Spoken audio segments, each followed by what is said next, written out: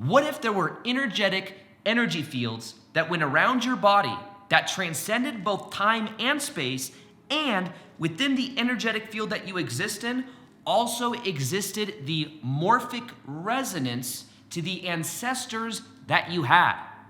I know this is a pretty deep statement, but this is what science is beginning to show us. This is what some revolutionary thinkers have been talking about, and it's completely transformed the way that I show up in the world, the way that I go about my own healing, the way that I go about understanding how I relate to everyone else in reality. And the concept I'm sharing also stems from that, just to kind of cite the source. Rupert Sheldrake is a parapsychologist that works with Cambridge University. His ideas are very revolutionary. You know someone's ideas are revolutionary when they go on TED Talk and they give a talk and the talk is banned, okay? If you want one sign that you should probably watch a TED Talk, there's maybe some truth in it, or it's just that revolutionary for the way the old systems talked about science. What he talks about with morphic resonance is very groundbreaking, so much so that they banned his TED Talk. You can still find it online, just saying. But in general, what he proposes is that morphic resonance and morphic fields have to do with information fields. Think of it as an information field that goes around your body that is also connected to the species in our reality that we exist in. And the revolutionary idea that I think really makes scientists kind of uncomfortable is that for a long time we've believed that there's these laws of nature. And what he proposes is that there is more so laws, these habits that exist within certain morphic fields that evolve over time. Now it explains certain phenomenon. One of the phenomenons it explains is flock of birds. Think of a flock of birds that is going through the sky and they just so quickly change direction. And you could say, well, maybe they just have this connection where they notice one person or one bird minutely changing and then they all do it within a split second. We just don't notice it. But what it shows, and what it shows in many different schools of fish, flocks of birds, is that there's some form of morphic field that goes around them. And when they're moving, they're all in a telepathic connection with each other that allows them to then move super fast to where they move directions and then go in a different direction. Now, the other aspect of this that is very fascinating is something that some people call either the 100th monkey effect, or that of the phenomenon where when you have a certain species of animal, let's say it's rats, and they've done this type of experiment with many different species in many different ways. But if you were to teach that of rats, for them to go through, you could say mice or mouse. Doesn't that sound a little bit softer? You say rats, it's like mice or meese. Meese.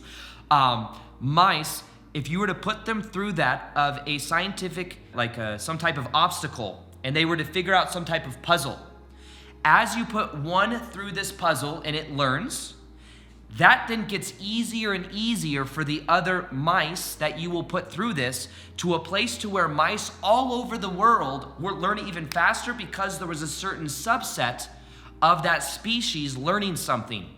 It's also like this, they've talked about this when it comes to monkeys that were eating some type of fruit, and then once one part of the species learned that you could wash off the fruit with water and then eat it, the same thing happened with monkeys on different parts of the island, even different parts of the world that were from the same species. Now, this also explains, by the way, why many people all over the world will come up with the same invention idea at the same time, even though there is no connection between them whatsoever. You can have someone in Russia and someone in Zimbabwe, wherever. They come up with an invention idea, they come out with it at the same time, different parts of the world. How does this happen? At the same time. It's not like one found it 10 years ago. Literally within the same period of time, they figure out the same thing. Why is that? Well, at a deeper level, there's this idea of morphic resonance, which has to do with this information field that goes around our bodies that carries with it the genetic code and also the information, what you could call, what Carl Jung called the collective unconsciousness, that carries within it this collective unconsciousness from which we are all connected to. This explains a lot of those concepts I was just sharing about, where when one people learn something, it makes it even easier and easier for other people to learn about it. Now, you could even use the analogy of the 4-minute mile. Robert Bannister, think of this. It's impossible to run a mile in 4 minutes. All of a sudden, a guy named Robert Bannister runs a 4-minute mile. Before that, it was impossible. Within a year, over 10 people have run a 4-minute mile. Within 2 or 3 years, hundreds, if not thousands of people are able to run a 4-minute mile. What happened there? When we look at morphic resonance, what it could suggest is that as someone in the collective reality goes and does that, breaks that barrier, believes in the possibility and does it, it then creates an energetic signature that is then emanated out, where then other people in the collective unconsciousness, or part of their own collective unconsciousness, then sees this as a possibility, and then it's much more probable that they are able to do so. So in a way, once you see it as possible, it opens up something to where it then becomes more probable for people that are connected to that energy field or even that possibility itself. So what this suggests is that we are all connected, and that based upon not only the people that we're around, but based on what we pay attention to, it shows us what's possible, but we can activate that same energy within ourselves. Now, Carl Jung talked about something called the collective unconsciousness, which is the idea that we're all connected to a field of energy, maybe similar to this morphic field concept, and that within it, there's the archetypal energies that exist within all of us. There could be different archetypes within our reality. And that these archetypes we have the ability to connect to. There may be different archetypes within different cultures. There may be different archetypes there. Maybe you look at the Greek tradition, you look at different Greek gods and the powers that they have and these energies that we can connect to. You look at archetypal energies of even certain people within our collective consciousness that exists now. You could look at Arnold Schwarzenegger or The Rock. That's a certain archetype. You look at Princess Diana. That's a certain archetype, certain symbol that exists within our collective energy that also exists within us, which is very interesting. So maybe the things that we admire in other people are also energies that exist within our own collective unconsciousness, but we're all also connected to it. So let's take this a step further with understanding what this could mean for us and creating transformation in our own lives. Now, the first one that I want to mention, before I do that, actually, I'm going to mention this, and this is a theory that I have. There are YouTube videos that I have that are meditations, some of which have 3 to 6, 7 million views. I'm not saying this to brag, I'm just like, there's this theory I have about it. There is a meditation that I have that says this meditation is like the most powerful meditation for attracting love instantly, or something like that. I know it's clickbaity, but whatever. That meditation has 6 or 7 million views, and basically it's a meditation for opening up your own heart and getting into the energy resonance of attracting love. So as you get into that energy state, you then within your morphic field are more likely to attract other people that resonate with that part of yourself, or that are magnetized to you even. In that meditation, you can then go through the comments and see thousands and thousands and thousands of people that claim they have attracted love from doing that meditation for a certain period of time. Literally, it blows me away these things that people say has happened from doing this meditation. There's literally like, I don't even know, like 80,000 likes on that video and like 10, 20,000 comments from people that have attracted love. Now, I'm not saying this to brag. What I'm saying is what I believe is happening is within the collective consciousness or unconsciousness, there are now 6-7 million people that have listened to this specific meditation, that have gotten to a certain mind-heart coherence, that maybe also read the comments from people that say they've attracted love, and they then tap into an energetic morphic field, a morphic resonance with this power energy that flows through them that allows them to open up probability in their lives of them also being in a relationship. I'm so fascinated with group meditations and how when we get in group meditations, we're able to create that of a morphic resonance with the group itself, and people start popping like popcorn. It's incredible to watch. At this live event that I did recently here in Sedona, Arizona, I'm in Sedona right now, at 150 people here in Sedona. And after one of the meditations, there's this technique I teach called the frame technique, which is about feeling safe in your own body and actually feeling the separation between you and other people, you and the walls, you and your environment. So as you feel safe in your own body, there's a certain magnetic quality that comes back to you. There's a certain level of confidence and empowerment you feel. And I get a lot of people that this frame technique that I made videos about 2 years ago, there's a lot of people that's lives have changed from this frame technique. It's a very cool thing to see. There was this woman that got up and shared her breakthrough at this live event where she was talking about the frame technique. And she said that 6 to 8 months ago, she was starting to go through a divorce with a narcissistic ex-husband. And this guy was threatening her and telling her, I'm gonna take the kid, I'm gonna take the house, you get nothing.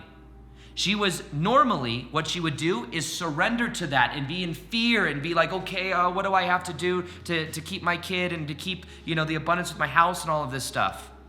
You know what? You want to know what she shared in front of 150 people happened to her? She did the frame technique every day. She felt the safety in her body. She felt the separation between her and the candle flame, and she did this simple process. And what she said happened is she started to feel more empowered. Then what happened is as he was saying these things, she stood up for herself and she said something she thought her old identity would have never said. She tapped into maybe some type of archetypal energy or something, and she said, you can take me to court. I'm coming out. I'm gonna have my kid, and I'm gonna have half the house. And she stood up for her own power. And what ended up happening is this narcissistic dude ended up not even coming after her. He ended up making it extremely easy for her with the divorce, and it ended up being easier than she could have even imagined. And it came as a result of her being in her own power and her feeling safe within her own body and not being not in a way surrendering her field to someone else's morphic field of what they want. And she felt empowered. Now here's something interesting that happened. The moment she shared that with the whole entire group of over 100 people, it opened up the possibility within those people for their own morphic fields to then have some magic happen from those types of meditations. It's empowering. It gets people to want to do it. And even if you were to read some of the comments of some of the YouTube videos of the meditations that I'm talking about on my channel, read the comments and see what's possible. It opens up the probability within your own morphic field for you to create the shift, because if someone else can do it, you can do it too. And just by tuning into it, it's opening up the door of possibility for you. You can then see that you can do it. I believe back in the day, sharing metaphysical concepts on YouTube, it was a very esoteric, weird thing. I was back in 2016, 2017 is when I started. It was a lot more niche to be talking about this stuff. I believe that as there were certain people that was creating this kind of content, as there were people that were growing on YouTube, it then opened up and made it even easier for more and more people to create this kind of content and to share content on YouTube. It's like anything, back in the day, it was probably extremely difficult to make $1 million a year, for example.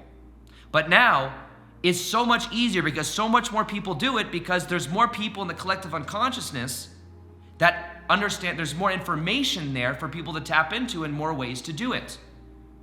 So this morphic resonance idea is really about understanding your own energetic field and what you are tuning to. Now, when we talk about that of telepathy with dogs, they've done experiments with this. If you've ever heard about this, there's this experiment. Well, what you can do is you can set up a camera looking at your door or your window. You can leave your house. And what you do is when you are on your way home, No matter if it's a random time, you could say, well, if you're always gone from 9 to 5 and then you come back at 5, your dog's gonna know it's like around 5, even though dogs have no real sense of time like that. But maybe they know by the shadow of the sun or something like that, who knows? But what they've shown is that even if someone comes back at spontaneous times, as the owner is on their way back home to their house, and they are in their minds, they're thinking of their house and they're coming home, the dogs can energetically feel it, and they will spend a significantly more amount of time waiting at the door, waiting at the window, than if the owner is not on their way home. Does that make sense? So there's a specific number for it too, but it's like the dog will spend 24 seconds out of every 10-minute block at the window when the owner is not on their way home. When the owner is on the way home, they will spend 5 minutes and 24 seconds at the door. That's the example of the difference of the amount of time that they spend when they feel that their owner is on the way home. Now, why is that? Well, what has been shown with this idea of morphic resonance is that within every system, there's a morphic field. There's these systems of energy that exist with people that are within a certain system. So you and your dog, your cat, your family, all have a system of energy that connects you guys together. And they can feel that. The dogs can feel that, and they feel it, they energetically respond to it. This is what we talk about when we say telepathy with even the flock of birds. They are all within a certain electromagnetic energy field, and because they're connected to this group consciousness, they're able to easily turn on a dime and move very quickly and go in different directions. Now, the analogy they also use for this is think of a pack of wolves. Say there's a pack of wolves, and let's say that some of the adult wolves go out to go hunt. They can go up to 10, 15, 20 miles away, hundreds of miles away. And say there's baby cubs and some of the other wolves in the den, the wolves' den, if they have a den, but they're back home or wherever they are. Now what happens is they're all connected via this systematic morphic resonance field that they're all connected. And what Rupert Sheldrake talks about is when they go out even hundreds of miles away, it's not that the field breaks, the field stretches. It's an energetic, think of it as like an energetic field that stretches along vast distances. And what happens is when they come back, then it's like this system of energy that is influencing each other, and this also ties into that of what they call quantum entanglement, where you can get one particle, split it into two, separate it among a vast amount of difference, and when you do one thing, it influences the other thing, even though they're separated by time and space. Because everything is connected, and within us, we are all connected to a field, and the people you are around the most, you are in morphic resonance with. I can tell you that. I have friends that I'm around a lot, and when one of us goes through a breakthrough, the rest go through a breakthrough. When we're doing a live event and there's 150 people or 300 people in the room and some people start experiencing breakthroughs, it popcorns throughout the whole entire crowd, especially when we use group guided meditations. Now also, I'm going to be doing a Los Angeles live event on August 11th, 12th, and 13th. If you want to join, click the link below. Now is the time to join because it is booking up very fast. And I believe there's early bird pricing right now as well if you click the link below. But it's a 3-day transformational process, guided meditations, group energy manifestation that we do, plus that of healing and different kind of like shamanic journeys that we go through, not using any plant medicine or anything, but there's just these powerful meditations and processes that we use to release energy, to heal, and to change our own morphic resonance. Okay, so let's get back to this idea of the telepathy with dogs, the habits in the collective, the people you surround yourself with the most. There's these systematic energies that exist within us. Now, this fascinating thing I've been studying recently is called ancestral trauma. Now, ancestral trauma has to do with this understanding from this book by Mark Woolham that's called It Didn't Start With You. And the idea is that many people that go through traumatic experiences in their life or certain types of experiences in their life, certain challenges, they may believe this is something I'm going through. Why am I going through this? I don't understand it. What from my childhood did this go through? Did this come from? To find out that many of the challenges we have in our lives now come from passed down ancestral energies that haven't been cleared in the past. So, for example, in the book, it talked about where this guy, once he turned 19 years old, he had crazy insomnia. He couldn't sleep. He had depression. He couldn't figure out why he couldn't sleep. He always sleeps so well. He was like a jock. He was like a star athlete. All of a sudden, he couldn't sleep. And upon further study and further looking into his own ancestral energies of his past, his family, he found out that one of his family members, it was something to do with like someone died in war and it was traumatic, and then that person couldn't sleep, but it was also at 19 years old. I'll say this as well, this is kind of interesting. That could be, to close that loop, could be a morphic field that comes from the ancestral energies that then needs to be cleared. Once he became aware of this information and he began to heal that energy, and he realized it wasn't all just him, it was an energy that was passed down, and he began to heal it, he no longer had the problem anymore. He could then sleep good at night. But it's interesting that many of the things we go through are patterns that maybe also our parents went through. For example, I was talking to my mom just the other night. She also, like my childhood experience from 7 to 15, had the abusive stepmom in my life. My mom had it even worse than I did, way worse. She was, I won't go into it too much just to protect her own privacy and stuff like that, but basically she ran away from home when she was 13, 14 years old, and then met her foster parents, which were like what I consider to be my grandparents. And she went through that trauma when she was a kid, and she was free at 14 to 15 years old. She had to break 3. She had an alcoholic mom, abusive, other stuff I won't even go into, but it was pretty bad to where she actually had to run away. And interestingly enough, from 7 to 15 for me, guess when I got my freedom? Guess when my dad finally divorced my ex-stepmom? I was 15 years old, almost the same age as my mom. I always thought this was interesting too.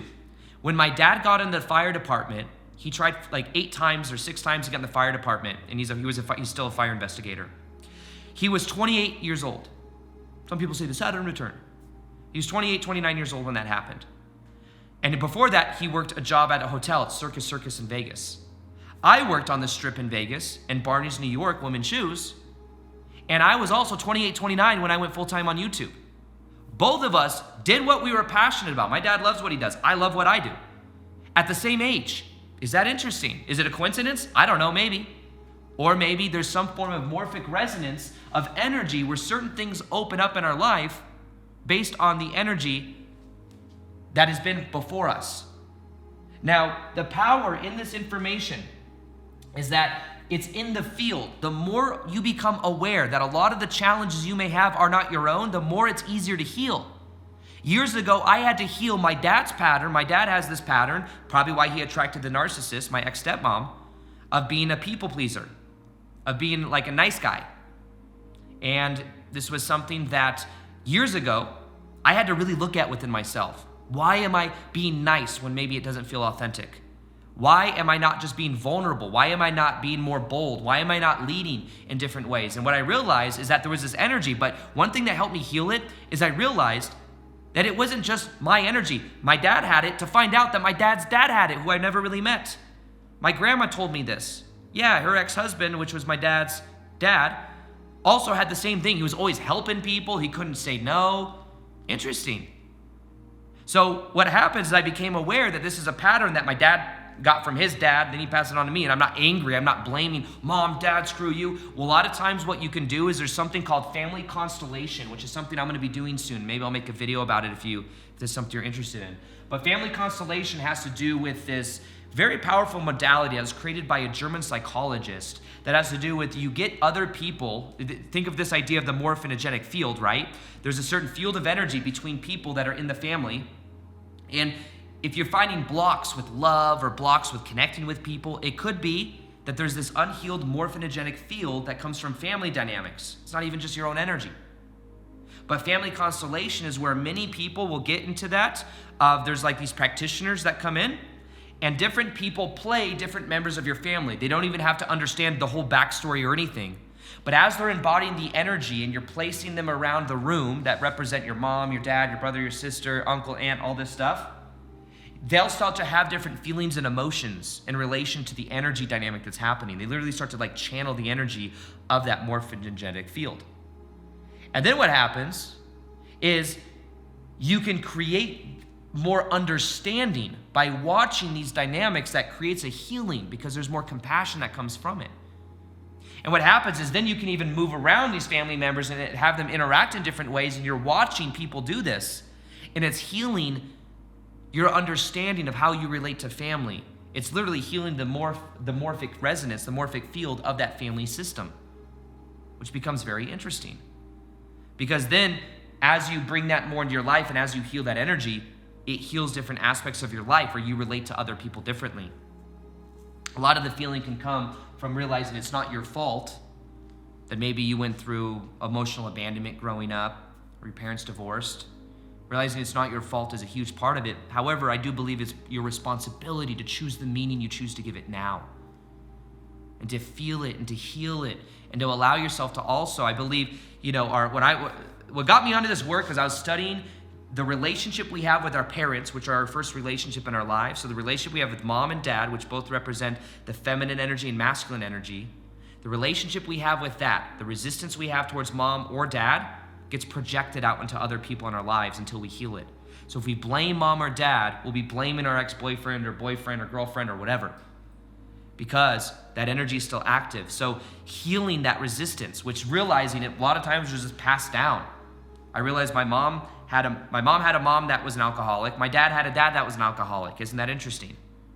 And they found each other. There's these patterns that we find in other people based on the morphic resonance of what's within our field. Here's another idea I found interesting. Have you ever heard of the phenomenon where you're being stared at?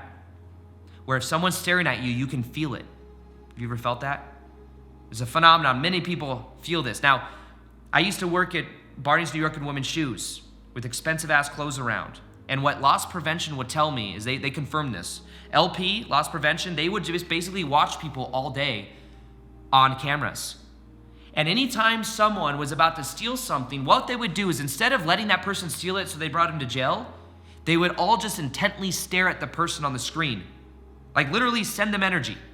Stare at them on the screen, and that many times would deter them from doing anything. It was a well-known thing in the loss prevention community that they would say that. You say, we just stare at them, and they can feel that staring, and then a lot of times, it bypass them from stealing. Interesting. Because what Morphic Resonance talks about is imagine you have this energy field around your body. Imagine you're thinking of someone else or staring at someone else. As you do so, it's almost like there's an energetic thought form that gets sent to their body, and they can feel that presence within their field. So it's almost there's more of this holistic connection that we all have to each other, that through we are experiencing in reality right now a separation from each other. We're all connected, but we've forgotten this, and we're all also connected through the energetic morphic resonance of our own fields, and we have within it the archetypal energies of our collective unconsciousness. We have the ability to really channel through the divine, through us, to add value to other people. And that's why I believe it is so powerful that what you put out is what you get back, because what you do to someone else comes back to you, because that someone else is another aspect of you. So when it comes to morphic resonance, this is also, by the way, the ancient rishis, and in Hinduism, it's called the Akashic records, the idea that there's this storehouse of information of all the past, present, and future.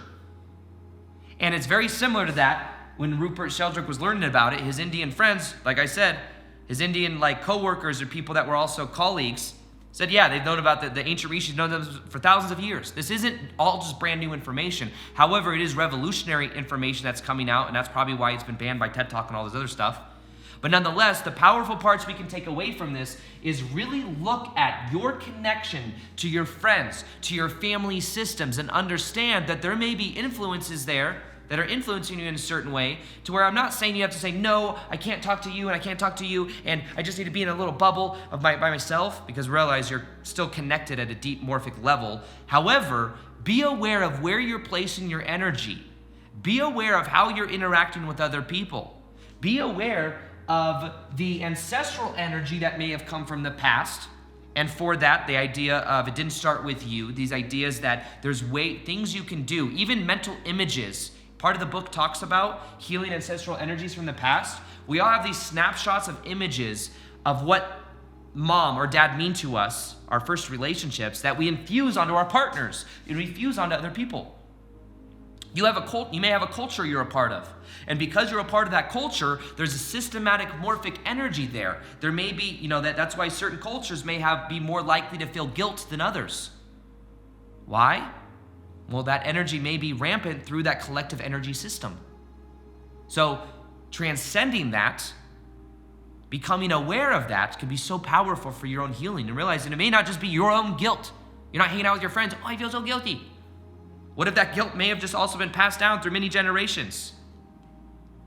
So when it comes to this, becoming aware of your own energetic field, how you relate to other people, healing the energy of the past by realizing a lot of it's not your own stuff, but still feeling it to heal it, taking responsibility for it, and then understanding that anything you want to activate inside of yourself, you're connected to the collective unconsciousness. If someone else can do it, you can do it too. Tapping into and allowing the divine to flow through you is a very powerful way to amplify your own field. So these are all concepts of morphic resonance that have completely transformed my own life, the way I relate to other people, the way I understand my connection, and also how I've been able to heal the past in a very powerful way.